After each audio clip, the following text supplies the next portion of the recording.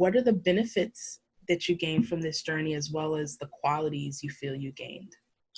Okay, so the benefits is number one, saving money and time, because it was almost every 2 to 3 weeks now that I was dyeing it, because used to be 6 weeks or whatever. Now the grays were coming in fast and furious, and that mess, I messed up my floor a couple of times. The health of my hair, I mean, my hair hasn't been this healthy since I was a teenager, really. There's definitely some confidence that comes along with this, because I'm like, oh, this does look good. And I don't care what you think. Okay. And the way I feel about myself, which is all confidence too. I like myself better than I thought I would. Maybe even better than I did before. Right. So, would you say you gained some patience? Oh, please. Yes. And as you always talk about self-love, self-care, giving yourself grace, right? Yeah. What are the benefits and qualities that you gained? Authenticity is one of them, I know, because with me no longer feeling like I need to hide my hair, I can also be as weird as I want to be, and whoever's going to gravitate towards that is going to gravitate towards it. Right. It's comforting now that I can inspire other women to not only accept it, but love it. Because accepting it is just like, oh yeah, I have it, I can't do anything about it. Right. But there's a difference between accepting it and loving it. My 6-year-old wants to be naturally platinum, so there's that. This one dude asked me at a fast food restaurant, might I add, he asked me if I wanted the senior discount. I was like, don't try me, I'll take it. I'll get that $2 off, all right? What advice do you have for someone who's on the fence or someone who's just started their journey? I got a revelation when I was writing this, and I talk about it in here. When I was 12 years old, I was unmercifully teased because my mom had put a bad perm on our hair. She didn't know, of course. Took our hair out, so she had to cut our hair short. At 12, I was this big around, and I was called baldy locks and all sorts of other horrible names, teased unmercifully. It damaged my self-esteem at 12. And when I was having that moment in the mirror, when I was saying, this is me, if something happens, this is what a man is going to wake up to, better he accept me as I am. Of course, y'all, it goes beyond a whole man factor, people factor. But it was then, as I was writing Unapologetically Gray, that I got a revelation. That 43-year-old standing in the mirror at that time was getting justice for the 12-year-old when I was like, this is it. I'm tired of pleasing people. So again, you have to know who you are as the gift, because this is nothing more than the bow that is with the rest of the package. And if you don't understand your value, people won't understand your value as well. One thing I say, especially to the ladies, because the ladies struggle the most. Yes. Keep in mind that your gray is your tiara. You are a queen. You never see a queen with her head held down low. That tiara that's on your head, no one has one like you. It is uniquely designed just for you. If you're concerned about the style of it, maybe a little bit of custom fitting with a haircut, but it's yours. Own it, queen. I'm noticing with each interview, I take away something. And from this is transformation. I mean, there's an inner transformation, a deeper transformation. You know, I love butterflies and what they represent.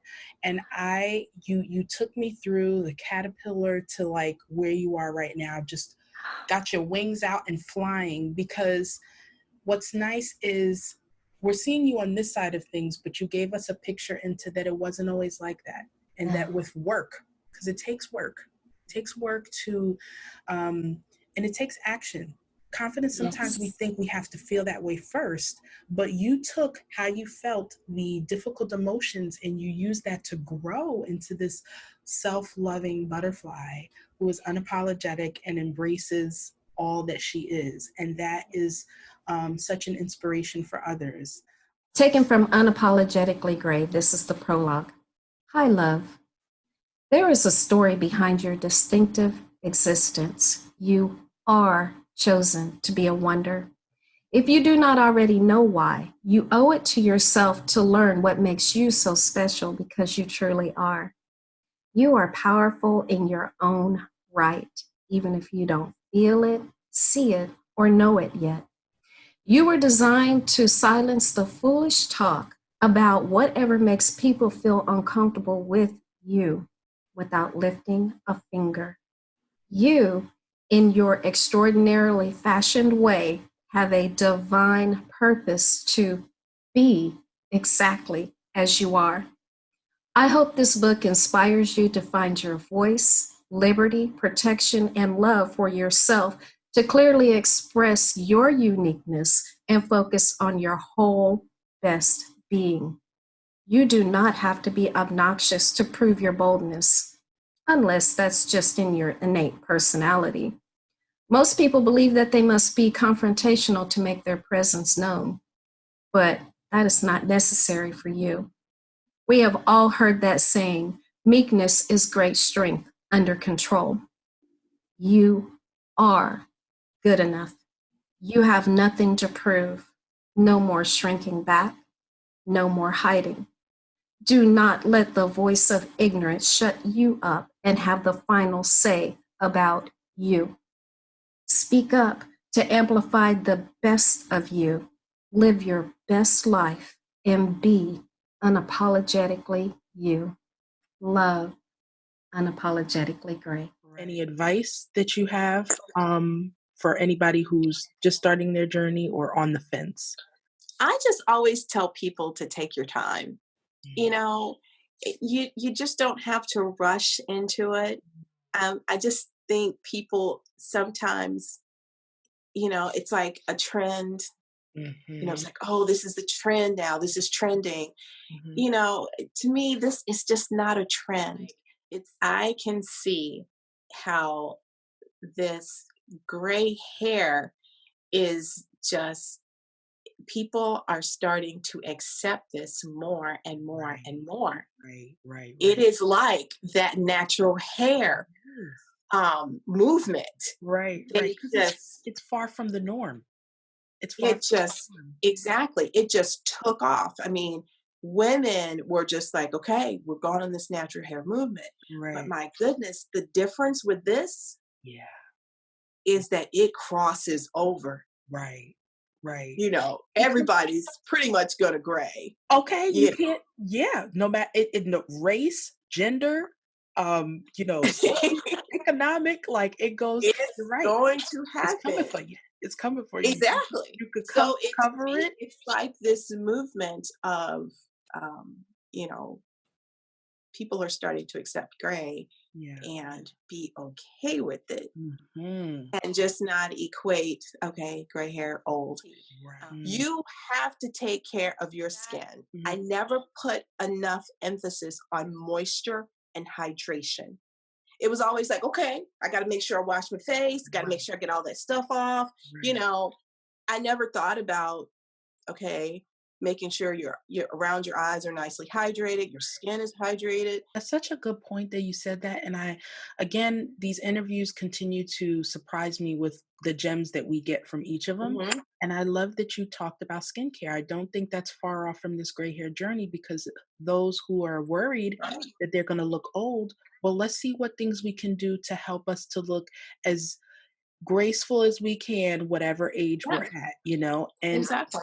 if our hair, because of the lack of melanin, needs more moisture, needs more special needs, how much more so our skin? Because another thing that you have to deal with when you get older is the hair under the chin. When you get older, I've been dealing with that, I don't know for how long. Yeah. In my 20s. I mean, I was pulling chin hairs Girl, But you know when it gets to, I had the straight razor.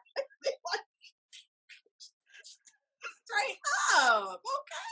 Okay. and I think that that's encouraging for those who are single, Mm-hmm. who are afraid that that's going to make them unattractive and maybe not find love, and that's not true. It's not. It's really not. And if it is true, Right. likely Mm-hmm. that guy is probably not the right one for you. What advice do you have for those who are on the fence or just starting their hair journey? Encouraging words. Be nice to yourself. Whatever you decide, whatever's going on in your life, every single day, be diligent to be kind to yourself. It's okay to put yourself first, in that, you know, you can reach out and ask people's opinions about, well, what do you think? Would it look good on me? And everyone is going to have an opinion. Your stylist is going to have an opinion. Your mom's going to have an opinion. Everyone around you. But it's not going to take in the full dynamics of you and your needs. Your needs could be financial, and your stylist might not know that. You know, you could be considering like your footprint on the earth, and, you know, your mom might not be thinking of that with the advice that they give you. And so it's okay to seek out advice, but remember, at the end of the day, come back and just sit with what you are feeling, and know that how you move forward, it's not going to be perfect, and it's not going to be easy. And, you know, no matter what you choose, to continue to die or to not die, but just be nice to yourself. Mommy, last question. As far as the gray hair journey, what advice or words of wisdom do you have for those who are thinking about going gray or on the fence about it? You have to find your comfort zone. I guess finding a person, you know, finding that comfort zone, finding support, because that's definitely important. When you do those two things, you'll it's a journey. Yeah. Like you said, it's a journey worth taking. I like that. It's a journey worth taking, and it's a journey, once you do take it, you can learn along the way, learn that process, because it tells you two things about yourself. Yes. You can see where your weakness is, you can see where your strengths are, and then you can learn from that. Yeah. You can learn from it. I like that, Mommy, because that is, you know, we're going to talk about the practical stuff in a little bit, but I feel like sometimes we don't talk about the fact that it does put you in this vulnerable place, and you feel exposed when your roots are out. And like you said, maybe your thoughts on age, your thoughts on getting older, your thoughts on yourself, you know, start to get triggered and come up when you decide to go on this journey. And to hear women like my mom, other women that I've interviewed, then you'll realize that you're not alone. If you're not like, oh my goodness, all I did was stop dyeing my hair, why does this feel big? You know, it does go more deeper than the hair, than the surface. My sister is my mom's hairdresser. Like, we're gonna get into that. Could have gone through it without her. That's for sure. Now I would have gone through the process, but not as easy. Yeah. I would have probably caved in. Yeah, because I think within like 1 or 2 months of transitioning, you're like, I can't take this texture. I can't do both. And I'm just but you have to kind of weather this storm. Yeah. Yeah. It's, you know, well, I don't want to say bald, but if you don't want that shortcut, because I shaved my hair off, and so did I. What would you say were the biggest emotions that came up once you saw the gray? Oh man. Okay, where do we start? Well, just, I hate to say disgust, but just being disgusted, like, like, you know how, like, when you So, like when you look in the mirror, you may not always love what you see, but at least we can come to terms and be on good terms with what we see. Right. Initially, I was not on good terms with it. I was like, this is disgusting. Look at your Amy. What is going on? How are we going to deal with, like, just the thoughts of how am I going to deal with this? Or, like, you start thinking ahead. Like, not that everything is about the physical, but aesthetically speaking, it's important to have value from a physical perspective. You have to feel a certain amount of value with what you're presenting to people when they see you. You have, certain wake-up calls in life, and then you realize, what is important. We have to love ourselves no matter what. It's not if I look a certain way, if I have this, if I don't have that. No, we are who we are, and we have to learn to love us with the good, the bad, the ugly, the beautiful, everything. I love this. I love this interview, and I'm glad that we did it kind of like just let it flow, because I'm glad that this is recorded, so when you have a moment, I will always just share this interview and I'll be like, listen to your own words of what you said. They say what we focus on grows. And so when you focus on how much you have endured in your life and you've come through living, each gray hair shows life that we've lived that's been full of, like you said, good, bad, ugly, all things, but it's a life. And another quote that I've heard that I loved is, age is a privilege that has been denied to many. Some have not lived as long as we have. Just every day that we live, it just shifts the perspective. Again, it doesn't mean that you're going to be in love, but it's like, you know what? I've lived life. I've enjoyed, love with friendships, relationships, experiences, memories, things like that. When we shift the focus on what we hate about something instead of what something, we could change the narrative of what it represents. Not that I'm losing life, but this is how much life I've lived. And with each day, I want to make the best out of it, because we know we're not guaranteed tomorrow, considering what happened to you. I'm so thankful you're still here, and that you... That's a very good point. That is a really powerful point, actually. And you're right. It is about shifting your perspective, and glasses half full, glasses half empty. Well, let's look at the glasses as half full. I really appreciate that, because, life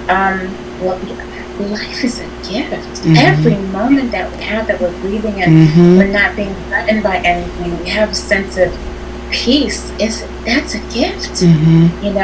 That could easily be gone tomorrow.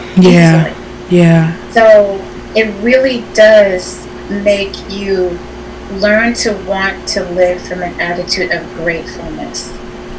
What am I grateful for? I've got gray hair, and like you said, I've lived this. I went through this. This happened, and this happened, and this happened, and I'm here, and now I have all this knowledge and wisdom I can share, to benefit somebody else. And if I allow myself to think more like that, that will greatly help how I view these hairs coming in. Yes, your crown of beauty. And if I got anything from this interview, it's gratitude and mindset, how that can help us. That is always something that we can draw back on when things are out of our control. And it's empowering. Just like you realized with your body, with what was happening, you said, well, what am I eating? What do I need to do? Like, you were a go-getter. You started walking. You started doing all these things to take charge of your health. And so in the same way, if you have gray hair, how can I take care of my skin? How can I hydrate? My diet, exercise, all these things that are good for our health in general can help you feel better about yourself.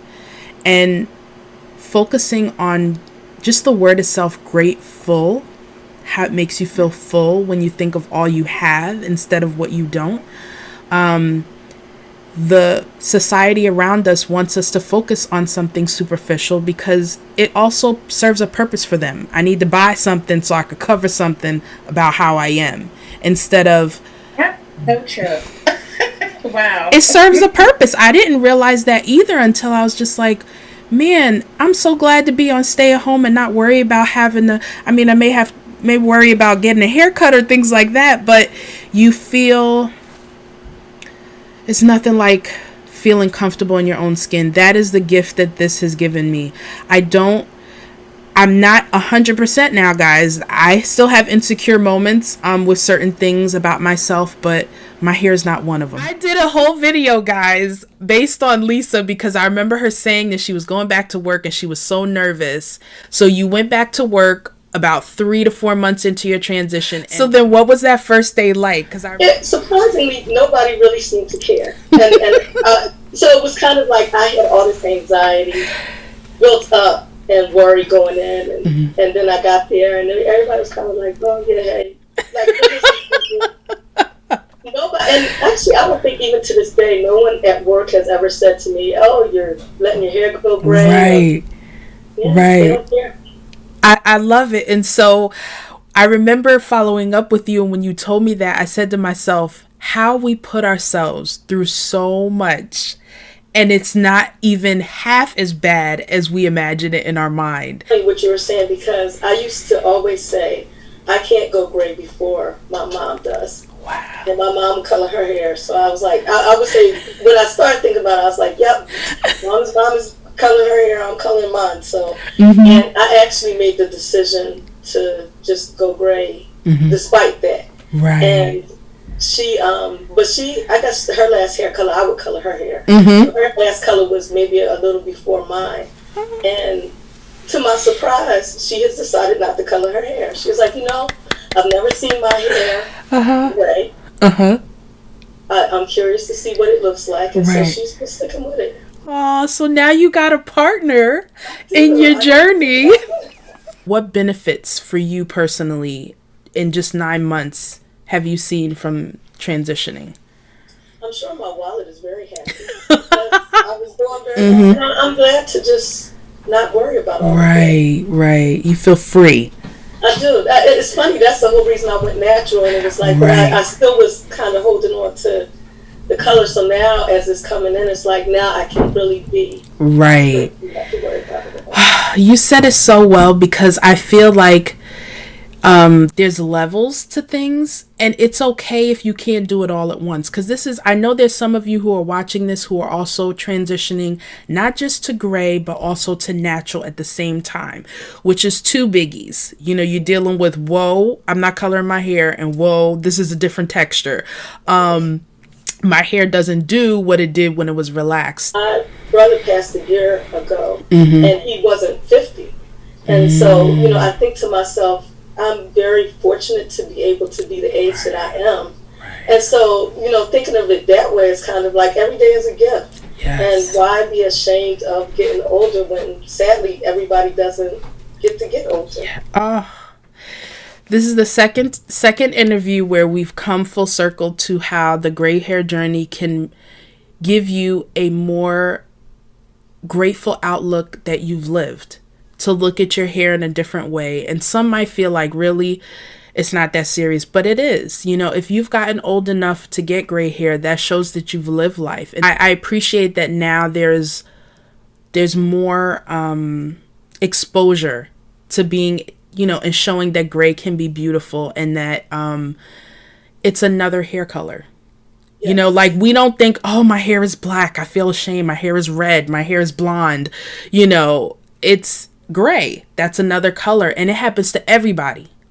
We color it, but it happens to everybody.